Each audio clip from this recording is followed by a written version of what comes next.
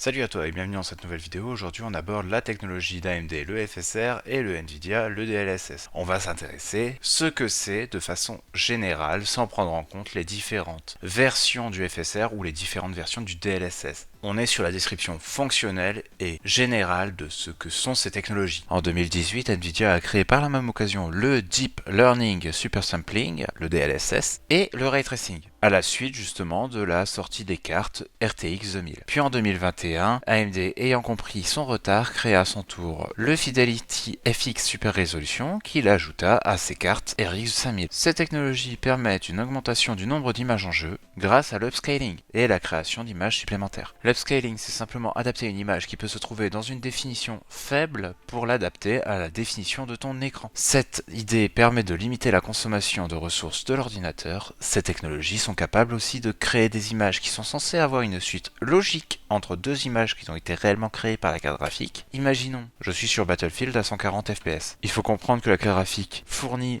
en réalité 70 fps, mais que les technologies FSR ou DLSS permettent de créer des images logiques qui se grefferont entre les images produites par la carte graphique. Le DLSS est exécuté grâce aux Tensor Scores qui correspondent à l'IA et les Ray Tracing Scores qui, tu l'auras compris, seront destinés eux au Ray Tracing. L'intérêt d'utiliser ces corps est d'optimiser les performances proposées par le DLSS via l'IA pour une meilleure gestion des données et les RT Cores pour augmenter les capacités de la technologie Ray Tracing. Tandis que le FSR s'appuie lui sur les unités dites de calcul des cartes graphiques RX d'AMD. Donc plus tu as d'unités de calcul, plus ton FSR sera performant. Comme le nom l'indique, le DLSS fait intervenir un système d'apprentissage, contrairement au FSR. D'où l'acronyme pour le DLSS de Deep Learning Super Sampling. Objectivement, le FSR est du coup moins performant, mais peut suffire pour la grande partie des joueurs, surtout si vous voulez faire une configuration moins onéreuse que si vous utilisiez du Nvidia. Les technologies DLSS et FSR sont sensiblement les mêmes. La seule différence réside sur le fait que justement le DLSS s'appuie sur une intelligence artificielle pour permettre un gain de performance. On peut comparer les deux ray tracing, l'un se nomme juste ray tracing, celui de Nvidia, et l'autre se nomme ray tracing matériel qui fait de la suite à justement, on va s'appuyer du coup sur nos unités de calcul pour pouvoir justement créer notre ray tracing.